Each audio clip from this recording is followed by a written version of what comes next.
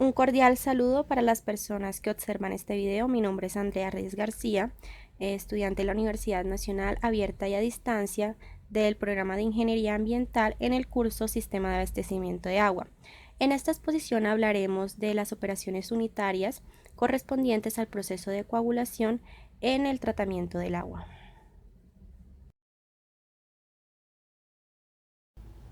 La coagulación es el proceso más importante en el tratamiento del agua, mediante el cual, al ingresar productos químicos, como los coagulantes, se logra destabilizar las cargas eléctricas de las partículas coloidales que causan el color y la turbiedad, las cuales, una vez desestabilizadas, se pueden agrupar formando grupos llamados floc o flóculos, con un peso específico superior al del agua, las cuales se remueven rápidamente por sedimentación.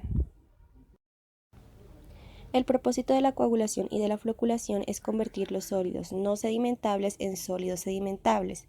El agua cruda contiene una variedad de impurezas solubles e insolubles, como las partículas coloidales, sustancias humínicas y microorganismos, que no son sedimentables. La carga eléctrica negativa que poseen las partículas coloidales impiden que las partículas se aproximen unas a otras, lo que les impide permitir y permanecer estables. Para que estas impurezas puedan ser removidas, es preciso alterar algunas características del agua a través de la coagulación. La coagulación se lleva a cabo generalmente con la adición de sales de aluminio y hierro. Este proceso es resultado de dos fenómenos. Uno, el primero, esencialmente químico, consiste en las reacciones del coagulante con el agua y la formación de especies hidrolizadas con carga positiva. Este proceso depende de la concentración del coagulante y el pH final de la mezcla. El segundo, fundamentalmente físico, consiste en el transporte de especies hidrolizadas para que hagan contacto con las impurezas del agua. Este proceso toma décimas de segundo hasta cerca de 100 segundos y se lleva a cabo en una unidad denominada mezcla rápida. De allí en adelante se necesitará una agitación relativamente lenta, la cual se realizará dentro del floculador. Condiciones necesarias para la coagulación. Tenemos entonces la valencia, es decir, entre mayor sea la valencia del ion, más efecto resulta como coagulante. La capacidad de cambio es una medida de la tendencia a reemplazar cationes de baja valencia por otros de mayor valencia, provocando la desestabilización y aglomeración de partículas en forma muy rápida. Tenemos el tamaño de las partículas. Las partículas deben poseer el diámetro inferior a una micra. Las partículas con diámetros entre 1 y 5 micras sirven como núcleo de floc. El cambio de diámetro superior a 5 micras son demasiado grandes para ser incorporadas al floc. Tenemos también la temperatura. La temperatura cambia el tiempo de formación del floc. Entre más fría el agua, la reacción es más lenta y el tiempo de formación del floc es mayor. Concentración de ion o potencial de hidrógeno. Para cada coagulante hay por lo menos una zona de pH óptimo, en el cual una floculación ocurre en el tiempo más corto y con la misma dosis de coagulantes.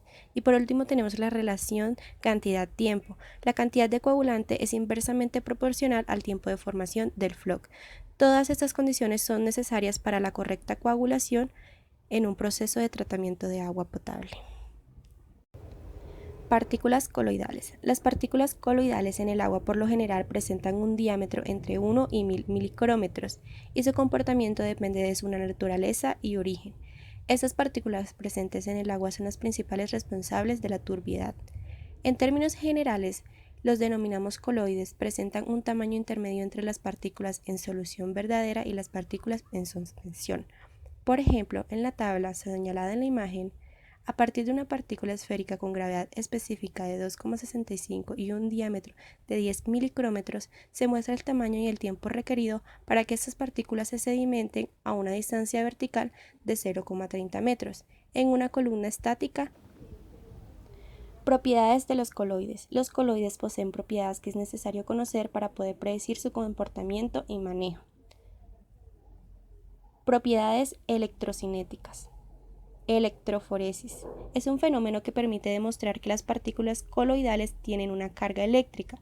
Consiste en hacer pasar una corriente directa a través de una solución coloidal, experimento que permite observar que las partículas son atraídas por el electrodo positivo o por el negativo, lo que demuestra que poseen carga eléctrica. Este fenómeno es muy importante porque permite comprender la estabilidad de las dispersiones coloidales. Por lo general, los coloides presentan cargas negativas. es decir, en la electroforesis, son atraídos por el electrodo positivo. Una celda de electroforesis permite calcular el potencial Z de un sistema coloidal, que en función de la densidad de las cargas absorbidas y se mide en milivoltios. Frecuentemente el potencial Z se encuentra entre 30 y 40 milivoltios. Cuando un coloide es estable, cuando cae a menos de 15 o 20 milivoltios, es posible la coagulación y el coloide tiende a sedimentar. Propiedades cinéticas. Las cinéticas son las propiedades que definen el comportamiento de las partículas coloidales referidas a su movimiento en el agua. Movimiento browniano. Las partículas coloidales dentro de la fase líquida están sometidas a un bombardeo continuo por las moléculas de agua y debido a la poca masa que poseen, ese bombardeo les imprime un movimiento constante y desordenado, denominado movimiento browniano, siendo desplazadas de un lugar a otro dentro de la solución sin que lleguen a sedimentar. Su nombre proviene de su descubridor, el botánico escocés Robert Brown, quien observó por primera vez bajo un microscopio este movimiento constante en las partículas provenientes del polen. Es importante recordar que el movimiento browniano solo puede explicar la estabilidad de las dispersiones coloidales más pequeñas. Para tamaños de partículas mayores, los factores más importantes son las corrientes de convección termal y las velocidades bajas de difusión. Debido al movimiento browniano, es decir, al movimiento constante de las moléculas o partículas en el agua, las partículas coloidales tienden a dispersarse por todas partes en el sistema hídrico. A este fenómeno se le llama difusión. Presión osmótica. La ósmosis es el flujo espontáneo que se produce cuando un disolvente, agua, atraviesa una membrana que la separa dentro de un sistema coloidal. Agua más coloides. Esta membrana es permeable al solvente pero no a los coloides. Por tanto, ocurre una circulación natural del agua de la solución menos concentrada hacia la más concentrada para regular las concentraciones finales. A la presión hidrostática necesaria para detener el flujo osmático, que alcanza así un estado de equilibrio, se le denomina presión osmótica. Propiedades ópticas. Efecto Tyndall-Faraday. El efecto es un fenómeno por el cual las partículas coloidales provocan la dispersión de la luz cuando éstas pasan a través de una suspensión coloidal. Esta dispersión es directamente proporcional al tamaño de las partículas. La determinación nefelométrica de la turbiedad utiliza el efecto Tyndall-Faraday para su medición. Propiedades de superficie. Absorción. Las partículas coloidales se caracterizan por tener una gran superficie específica definida como la relación entre el área superficial y la masa. La propiedad de absorción indica la capacidad de concentrar o retener componentes en la superficie del coloide, absorbiendo inclusive iones para que las confieran cargas positivas o negativas, y por lo tanto no resulta práctico sedimentar las partículas coloidales sin tratamiento químico previo. Comprensión de la doble capa. El fenómeno de la desestabilización de un coloide por coagulante puede explicarse por medio del modelo físico de doble capa. La curva de atracción de Van der Waals es fija mientras que la de la repulsión eléctrica disminuye si se incrementa en la solución de iones de carga opuesta. En consecuencia, si se reduce el potencial repulsivo, decrece también la curva resultante de la interacción. Por lo tanto, las partículas pueden acercarse suficientemente para ser desestabilizadas por la energía atractiva de Van der Waals. La aplicación de un electrolito indiferente en un sistema coloidal causa un incremento de la densidad de cargas en la capa difusa y disminución de la esfera de la influencia de las partículas, y ocurre la coagulación por compresión de capa difusa. Concentraciones elevadas de iones positivos y negativos en el agua acarrean un incremento del número de iones en la capa difusa que, para mantenerse eléctricamente neutra, necesariamente tiende a reducir su volumen, de modo tal que las fuerzas de Van der Waals sean denominantes y se elimine la estabilización electrostática. Absorción y puente químico interparticular. La coagulación puede realizarse también usando compuestos orgánicos sintéticos y naturales caracterizados por grandes cadenas moleculares, que gozan de la propiedad de presentar sitios ionizables a lo largo de la cadena y actuar como coagulantes. Uno de estos compuestos son los polímeros, los cuales forman cadenas poliméricas. Cuando estas cadenas poliméricas contienen múltiples grupos funcionales ionizantes libres y son solubles en agua, se les denomina polielectrolitos. Cuando las partículas a remover no pueden aproximarse debido a las fuerzas de repulsión que actúan entre ellas, la gran longitud de las cadenas poliméricas permiten unir los coloides entre sí por energía química. En la figura que se muestra en pantalla, muestra la representación esquemática del modelo de absorción, neutralización de carga y formación de puente químico en la desestabilización de coloides mediante polielectrolitos. Captura en un precipitado de hidróxido metálico o captura por barrido. Cuando la dosis de un coagulante de sales metálicas en solución, como el sulfato de aluminio y el cloruro de hierro, excede el producto de solubilidad de sus hidróxidos metálicos, como el hidróxido de aluminio y el hidróxido de hierro, se produce una precipitación rápida de los hidróxidos gelatinosos que explica el fenómeno de remoción de la turbiedad.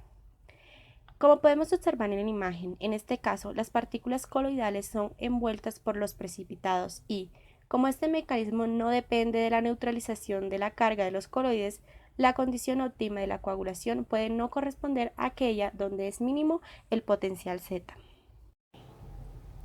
Coagulantes. Un coagulante es una sustancia química que, al agregarse al agua, induce el aglutinamiento de las partículas muy finas, ocasionando la formación de partículas más grandes y pesadas.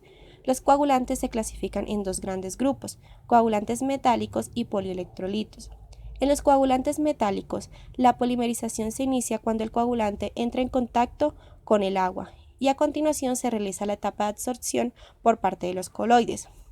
En los polielectrolitos, la cadena polimérica ya están formadas antes de agregar el agua, siendo parte constitutiva de la estructura molecular. Mezcladores. Las unidades utilizadas para producir la mezcla rápida se pueden clasificar en dos grandes grupos, dependiendo del tipo de energía utilizada para producir la agitación, ya sea mecánica e hidráulica.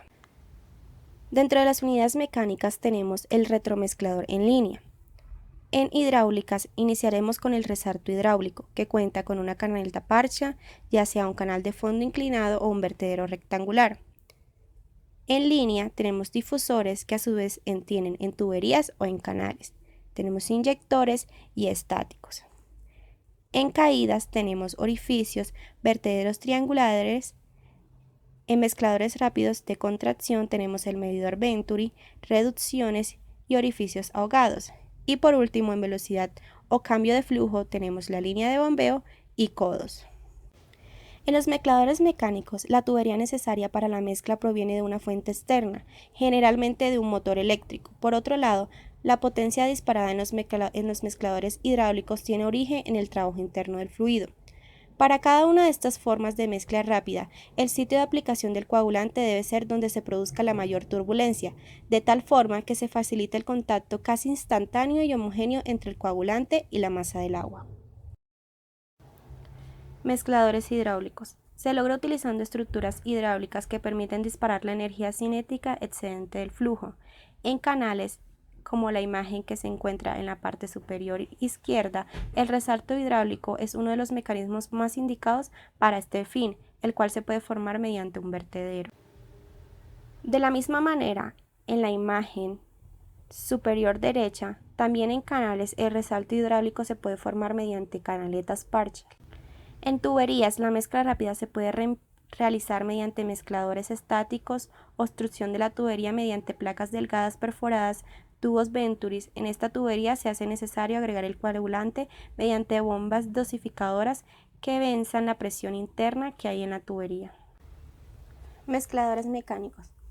En los años 60 se introdujo el mezclador en línea mecánico. Este tipo de agitador proporciona una agitación casi instantánea, mezclando en un volumen muy pequeño y con un bajo consumo de energía, tal y como se muestra en la imagen. Otro tipo de mezclador mecánico es el denominado retromezclador, que se realiza en tanques, ya sea rectangulares o circulares. La mezcla se produce mediante un agitador, ya sea de hélice o turbina, tal y como se evidencia en la imagen. Para los retromezcladores mecánicos, las variables a tener en cuenta para garantizar una mezcla mecánica lo más eficiente posible entre la masa de agua y el coagulante son el caudal, la viscosidad del agua, el tamaño del tanque y de la hélice o turbina, la longitud de la columna o eje de la propela, la colocación o ángulo de esta con respecto al tanque, el tiempo de la mezcla y el grado de agitación. Procesos unitarios para potabilización de agua. Coagulación.